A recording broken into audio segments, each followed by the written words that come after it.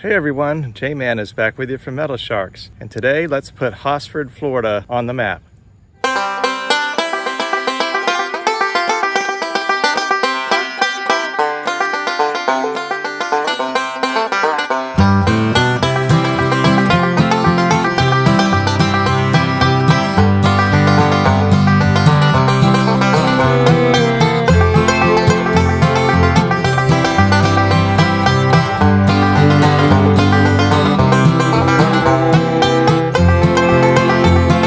So today I want to tell you about the sleepy little rural town of Hosford, Florida, in the northern part of the state, and its claim to fame through the Hosford hoard of unsearched wheat pennies. Nearly 9 tons of wheat pennies that are out there.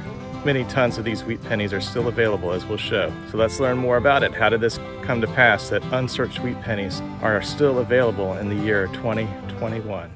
In this episode, I also want to tell you about Martin's House of Coins in Carrabelle, Florida, and the proprietor there, a fellow by the name of Bill Snyder. So I'm going to interview him in this episode. And one more thing, before the end of this video, we're going to search through some unsearched coins to see what all the hoopla is about. Is there really a good variety of coins in here, and was it worth the money of about $5.50 that we paid per roll to get these? Hello there, sir. My name is J-Man from the YouTube channel Metal Sharks.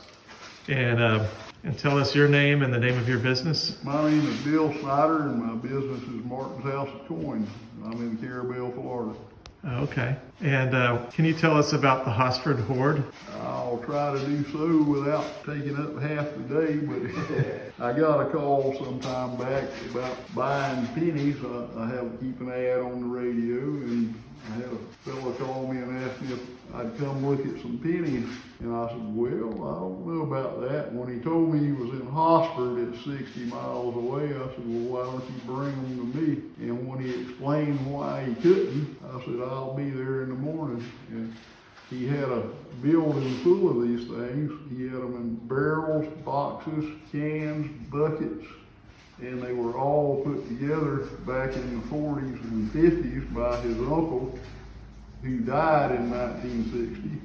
And he was just hoarding pennies. He was not a collector. He just gathered every paycheck, half of his check in pennies. He'd go to the bank and just dump them in that old concrete barn. And I spent a week going back and forth and ended up ultimately buying 3 tons of pennies. And I brought them back to the shop, 3 truckloads, a ton at a time, and I was going to go through the things, and after about an hour, I realized I'd be there the rest of my life, so I put all the good stuff back in, mixed everything up the best I could, and started selling them, and they were an instant hit. There's a lot of good. Nobody's pulled anything out of them. There's stuff that looks brand new from the 40s and 50s. There's Indian pennies. There's a lot of semi-keys, and about a year later I get another call. How would you like the rest of the pennies?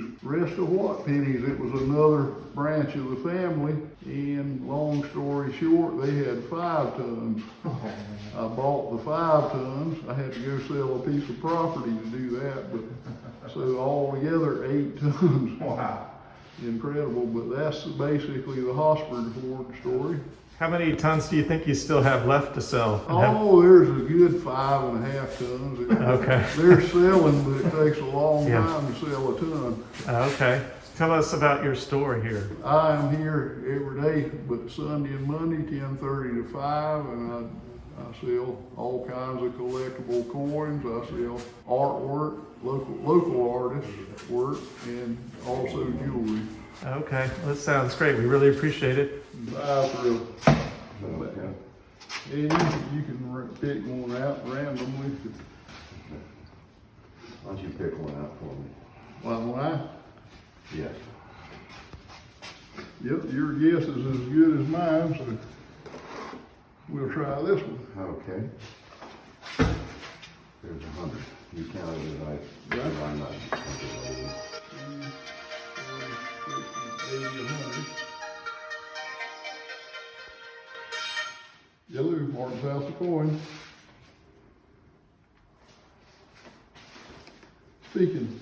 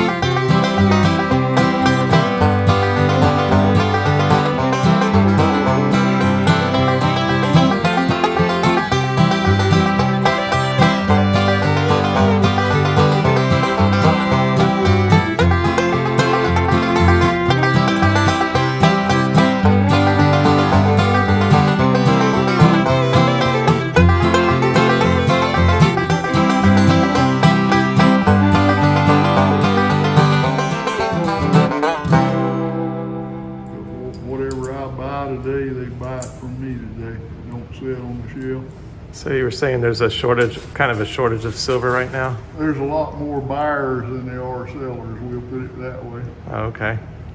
For every seller, there's 3 people trying to buy. Yes, sir. And so right now, this area is a little bit sparser than normal. Yeah, well, it's completely sparse.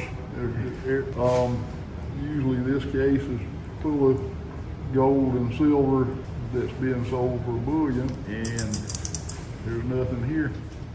So this is the bag we got from the Hosford hoard. It came in this tied up US Mint bag. Pretty heavy. So I'm gonna weigh this bag of unsearched wheat pennies. Get a ballpark idea at least. So as you can see, looks like it's about 17, 18 pounds. So these are the items we purchased at Martin's House of Coins today. So for about $21, I got these items. This is a roll of Westward Journey nickels from 2005. So I thought those were really nice and I might be able to use them for giveaways. And then I got a Walking Liberty $50 for about $10.50. Beautiful design coin. And it's from 1944, as you can see. And then one Winged Liberty and one Roosevelt dime. And then these are the coins we got from the Hosford hoard. And because we bought this big bag, normally these are $6 a roll, but we were able to get these additional rolls for $5.50 each. And then down here is some silver that my brother got because he's stacking silver now like a lot of people in these times. So you can see the roll of silver there. And then 1 silver quarter was thrown in as part of the deal. And he got it at 21 times face value, I think. That's what he said. So you can see all the Walking Liberty $50 he has here. Nice jingle to him. Hey everyone, the J-Man is back with you from Metal Sharks, and this is a wrap up from getting a bag of coins from the Hosford hoard. So here's some different bags and then coins mounted on cards and then a book. So this book about Lincoln cents from 1909 to 1958 shows what my mom was able to do going through the coins. She was able to find these years starting with, in this book, 1913. As you can see, and others shown. And then I'll just flip through this with you.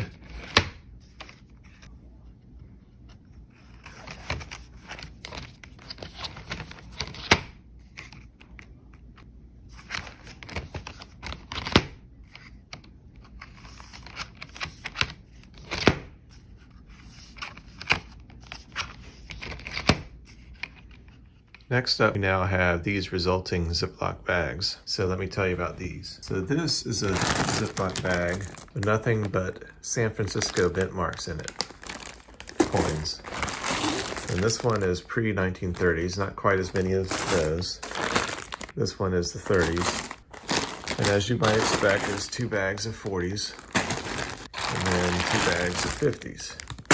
So that shows a pretty good distribution that confirms that these coins were indeed unsearched. Now let me tell you about these 2 tubes of coins, or these 4 sets of tubes. So as you can see here, these are 1943 steely pennies, which are always nice to get. Due to the shortages in the war years, the US government went to using steel as the main content for pennies that year. And then here are what are shinier pennies.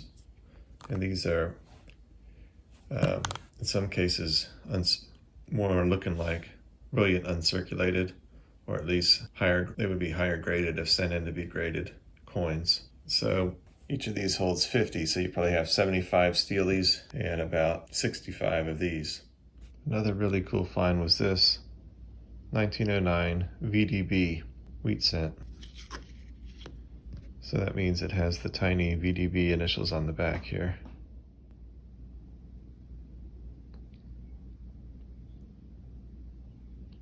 So as you can see there, you see the initials catch the light, VDB. And this is believed to be an error coin, a 1956 Denver that has the overshadow on the D mint mark. And then these are just nicer coins that my dad, John Long Silver, wanted to mount on cards that were found in the large bag of coins.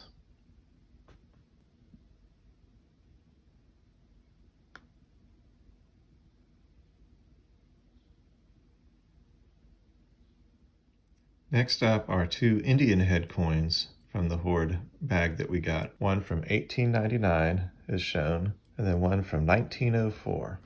Last up, these are some of the nicer coins that were set aside because they're probably worth more in value. And so there's a variety of wheat pennies here.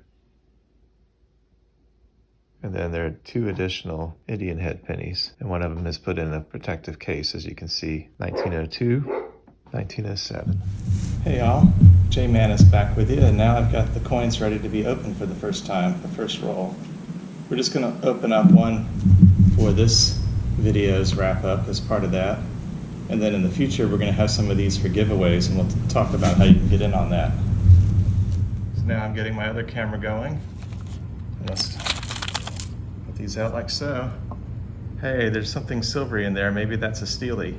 So I definitely want to look at that more closely. So I'll bring back on the GoPro when we have something interesting. Okay. So first I'm just going to kind of spread apart these wheat pennies so I can start going through them. I'm just realizing I'm not even getting them on camera. Look at how shiny that one is. So we'll put the shinies over to the right, and special ones, that looks like a Steely, so I'm putting it over there with the shinies. Here's another shiny one. So at first blush, I don't think there's any Indian head pennies in here, unless I missed something. So got them spread apart. Now let's organize them and look at them more closely. Hey guys, I got you back on the GoPro now, angle. I'm just gonna organize these. Just get the darker looking ones flipped over so I can see the years. Okay, so they're all flipped over. And the shiny ones and the Steely are over to the right. So now I can organize them by years to let you know a final report on what we find here. So now starts the fun job of using the magnifier to organize these. 50s, 44D, that was a 57 by the way. 57 Denver, 44 Denver, 58 Denver,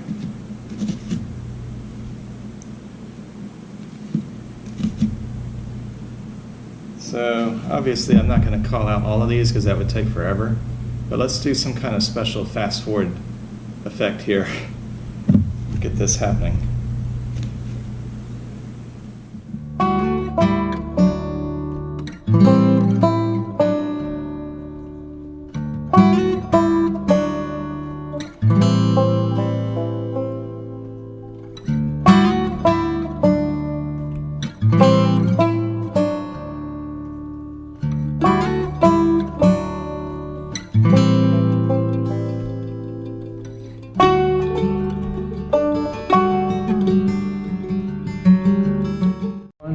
J-Man is back from Metal Sharks. I'm going to give you a wrap-up of how this roll came out. So in a nutshell, I had the oldest coin was 1913 Philly, and then these coins range from that year to 1958. And I'm going to break down by decade, and then also tell you S-mint marks, San Francisco minted coins, and then special coins like a 1943 Steely that was in this batch. So let's get after it. Okay, so having organized these coins as shown and then tallied up some results, I want to go through it with you. So let's start down here. As you can see, a 1913 Philly and a 1919 Philly. The 1919 last two digits are kind of worn. And then up here is the lone Roaring 20s coin, a 1922 Denver. Now up here are 5 coins from the 1930s, 1934 through 1937, and these were all Phillies. And there's one other coin that I'm going to tell you about in a special category that came from the 30s. And over here we have the 1940s, 17 coins in total, and ranging in years from 1941 to 1947, Denver and Philadelphia mint marks. And then down here we have the 1950s. So we have 19 coins from 1950 to 1958, Denver and Philly. And then down here are 1955s, either Denver or Philly. And I checked those, but none of them seem to have a double die error. And then up here are the San Francisco mint marks. I have a 1941, a 1947, and a 1948 from San Fran. And lastly down here we have a 1943 Steely and a 1937 Denver that's real shiny. So I'm going to mount that on a special card to protect it. And then a 1958 Denver. So I'm really pleased, and I would say there is some evidence that these coins have been unsearched. And I feel like I'm a good judge of character normally, and I feel like Mr. Bill, the proprietor there, is an honest person with integrity. So I feel like it's a good deal, and others should look into it if they're ever in that area of Carrabelle, Florida.